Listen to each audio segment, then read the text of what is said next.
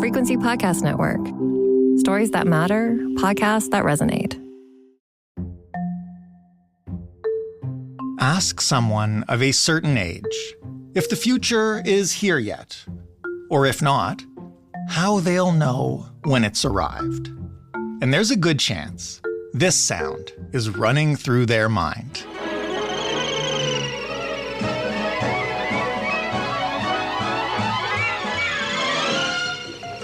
Meet George Jetson. No, not the theme song itself, but the high-pitched whine of the Jetsons' signature flying car. For whatever reason, from the Jetsons to Blade Runner to other fictional futures, utopian or dystopian, the flying car is a staple, a visual signifier that lets you know we're in a world far more advanced than our own. And yet, at the same time, it's 2024. We all kind of figured we'd have flying cars by now, right? Well, it turns out that we do. If you have the money, you can buy yourself a flying car right now. What you can do with that flying car, however, is another story. And what happens if you crash that flying car? That's complicated. But the future has arrived. Finally. And it's a bit of a mess. But isn't that always the way it goes?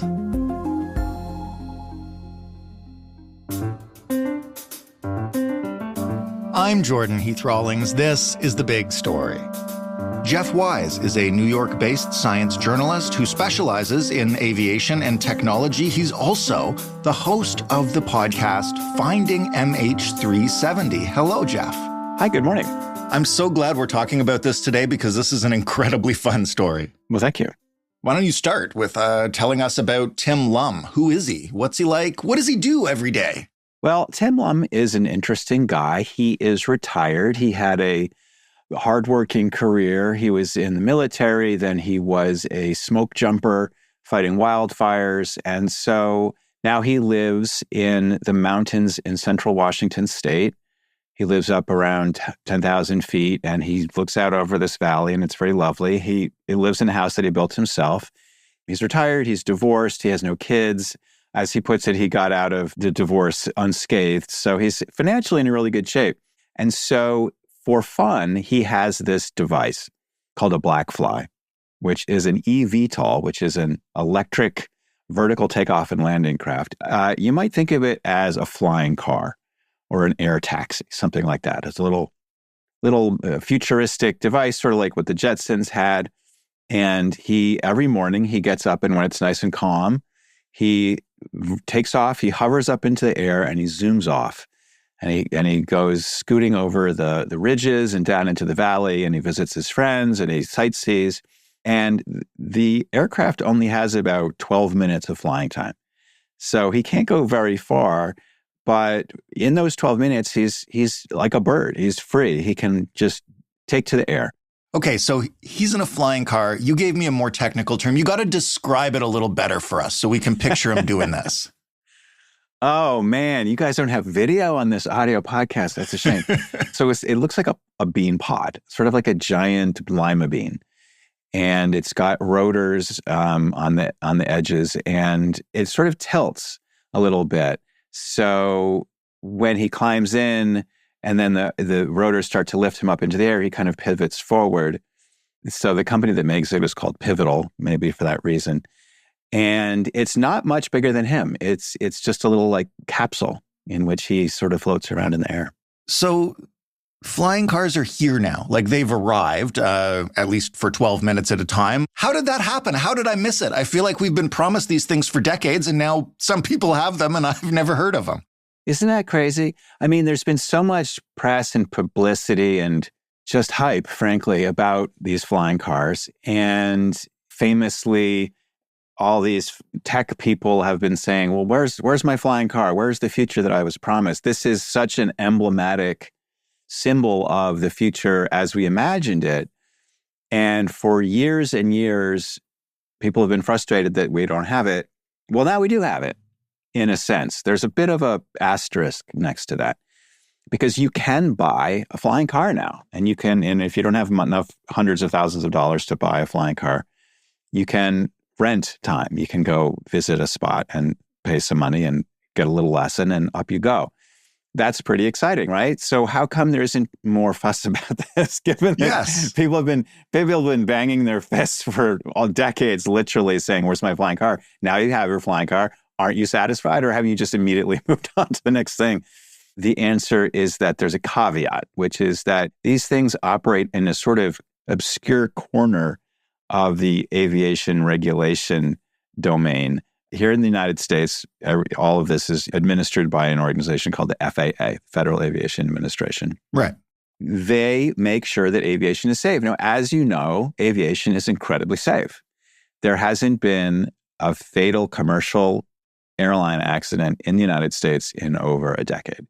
And if you look at worldwide statistics, it's very safe. There are obviously still fatal crashes here and there, but it's very, very safe. Why is that? Because regulators take it very seriously. If you want to take paying customers up in a commercial airliner, there is a thick, thick book of regulations that you have to follow. It covers everything from how much rest the pilots have to get to what kind of documentation you need to have on your spare parts, etc. None of those rules apply in a really obscure corner that's intended for tiny little aircraft. It's called Part 103. And it's sometimes more colloquially known as ultralight aviation. Now, if your aircraft weighs less than 254 pounds, you can do whatever you want. Really, anything you want. Nobody cares. Well, there are some restrictions. In addition to it being less than 254 pounds, it's not allowed to go faster than a certain amount of speed. You're not allowed to operate it over cities and so forth. But as long as you kind of keep off into your own little domain, fly it out of your farm or whatever, then you can do whatever you want.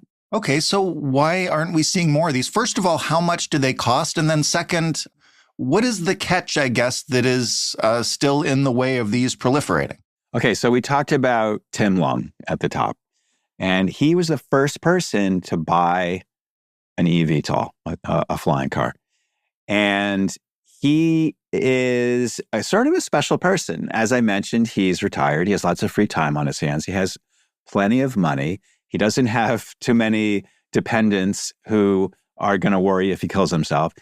Ultralight aviation is basically a kind of an expression of the libertarian ideal of like, you can go do whatever you want as long as you don't hurt anybody else in doing it.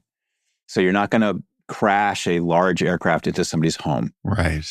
If you crash an ultralight into someone's house, you'll probably bounce off. You'll die. Your little ultralight craft will be, totaled, but no one else will be hurt. So Tim Lum can do something like that. I can't. I probably can't. I don't have hundreds of thousands of dollars that you need to buy one of these things. I have a wife and kids that, presumably would be put out if I was to kill myself. And the other thing is it only can have one seat. And one of the things that makes flying fun is to take people flying. It's like looking at a sunset. You can see the most magnificent sunset in the world. And if you're only seeing it by yourself, it kind of doesn't really hit, in my estimation. I fly in small planes for fun. So there's a lot of things that are, holding it back as a business in that it doesn't really have any practical applications. It's designed not to have practical applications. The FAA doesn't want this to be something that people adopt widely. It is a form of recreation that is, as part of its core premise, quite likely to kill you. Nobody's going to come check as to whether your screws are tightly attached. No one is going to check if you know what you're doing. You don't have to take a pilot's license, right? Look, there's a big, big difference here between can and should. To get into a aircraft of any kind without having even rudimentary instruction is a great way to kill yourself. And I know people who have killed themselves building and flying these kinds of planes, which is very unfortunate, but true. And so this is the kind of central conundrum of eVTOLs as they exist today. Yes, you can buy an eVTOL. Yes, you can go and rent and have a flight in them, but they are so highly restricted that the business model for them is pretty dubious. So what does the FAA have to say about the existence of these things and the possible, eventually, proliferation of them? Like, I assume that if these are ever going to become widespread, they will have to be a lot more regulated than what you just described. I think that's exactly right. And the reason that they exist in the space that they do is that there are enormous technical hurdles to reaching full regular certification of these aircraft to the level of safety that other aircraft are certified. Give me some examples if you can. Well, the main one is this. If you're going to run an aircraft off of a battery, it's very hard to achieve the energy density in modern contemporary batteries such that you can stay in the air for very long. Gasoline, kerosene, jet fuel, whatever form it takes, has a very, very, very high energy density per pound, right? And batteries are much lower. And so the FAA likes aircraft to be able to have a reserve of time. So if I fly from here to someplace an hour away, I should have another half hour or 45 minutes of extra flying time so that if my airport is socked in or what have you, I can go somewhere else. Now, with these electrically powered vertical takeoff aircraft, they have such a small amount of energy on board that they only fly for about 15 or 30 minutes. And so you've basically used up all of your reserve just in taking off in the first place, or even you're actually at a deficit. And so how are you going to get to that level, even on that one particular aspect of safety, how are you going to operate with a safety margin? So there's enormous technical hurdles that remain unless you just start throwing out safety regulations.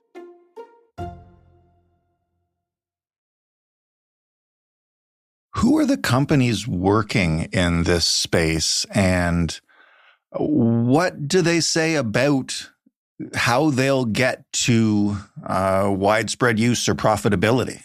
Well, that is a great question. And, with the kind of tech startups, a lot of the times that sort of practical consideration is second tier. It's more about, well, we've got this vision, we have this product, invest in us. Now, you talk to there's two companies. One is called Pivotal, and they are selling aircraft. And the other is called Lyft, and they are renting time in aircraft. And neither of them is actually under 254 pounds. They have sort of ways around that. Their lawyers kind of wrote them a letter kind of explaining why they don't have to meet that requirement. There's a bit of a catch-22 with the FAA in that because they don't care about Part 103, they specifically say, if you do this, you're on your own. We're not going to check your aircraft. We're not going to check your credentials. If you crash, we're not going to come check the wreckage. We don't care. We're going to essentially wash our hands of all this. Because that's their attitude, they don't take a very proactive stance of checking to see whether these vehicles really meet their criteria that they've set forward. So they don't really have a structure for them to pay attention to this stuff. And so I talked to various people in the industry about what is going to be the fate of these aircraft, because I don't think they actually really are legally operating under Part 103. I think they sort of flout various, conditions of the category. But nobody cares because there's only a handful of them and there's no practical use right now. Nobody has killed themselves yet. Nobody has filed a lawsuit yet. I think that's going to be the triggering event when lawyers start to get involved. But yes, the fact that there's only a few of them is definitely part of it. These companies want to be successful. They would love to see hundreds, maybe thousands, maybe tens of thousands of these things flitting back and forth. Right. When that starts to happen, then there's going to start to get scrutiny. And people are saying, well, I may not be living in a congested area, but I do have rights, and I want to not be crashed into by this thing that's zipping overhead and has nobody's really been looking very carefully at it. And nobody's been looking carefully at the pilot. It's all kind of wing and a prayer, literally.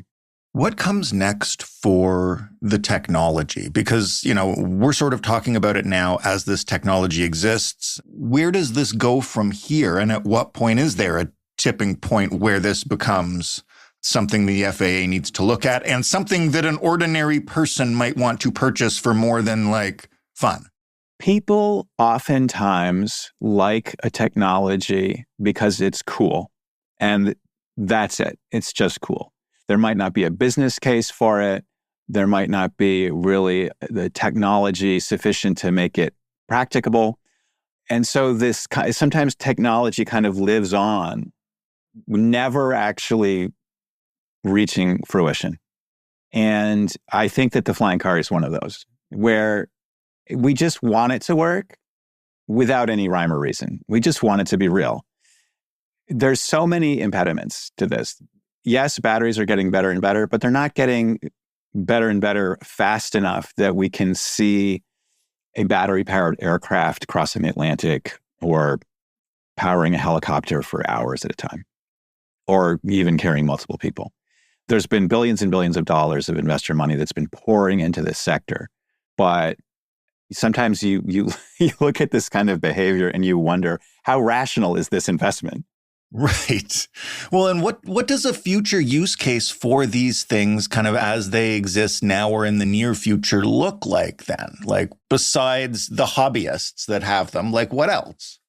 One use case that has been very publicly promoted is the idea of using these as a sort of last mile air transport device. So basically you could fly into an airport, say you fly into San Francisco, and then you get out of your plane and you walk across the tarmac and you hop into one of these things.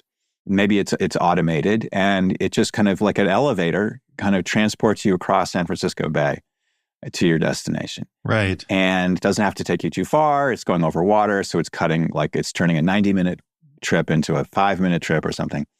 That makes sense as a business model. Now, would you be able to scale it sufficiently that it would be able to provide a function that would be significantly different from what a helicopter can do?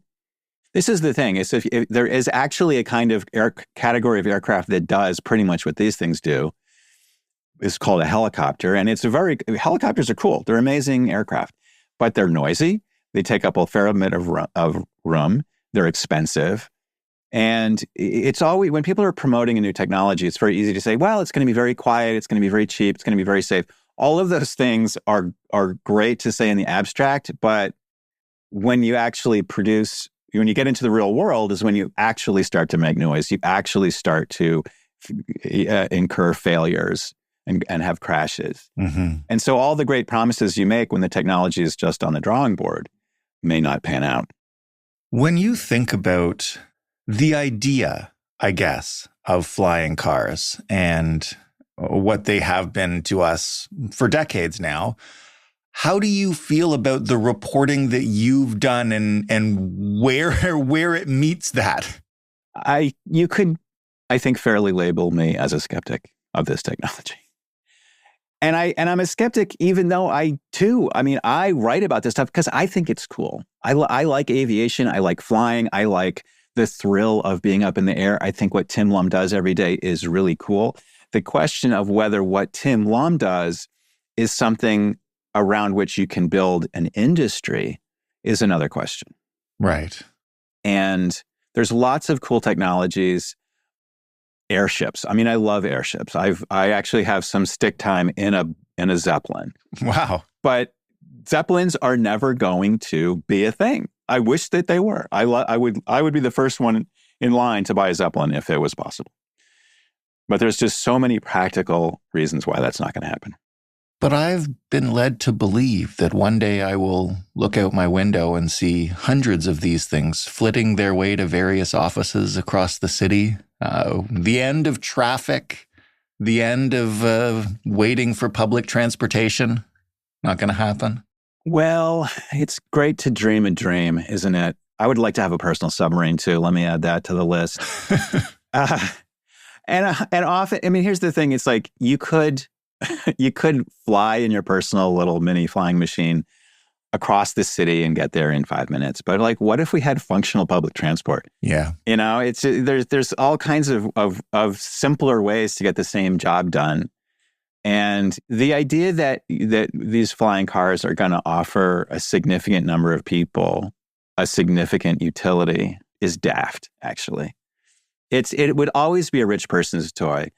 And especially if you can only have one seat, it's a very, very small use case. But it lives on. It's almost kind of a zombie technology in a sense, in that people love it so much that they will always get excited about the latest iteration to come down the pike. And it's frustrating as somebody who's been in this sector for a long time. I mean, I've been writing about aviation for a long time, and I've been writing about flying cars for a very long time.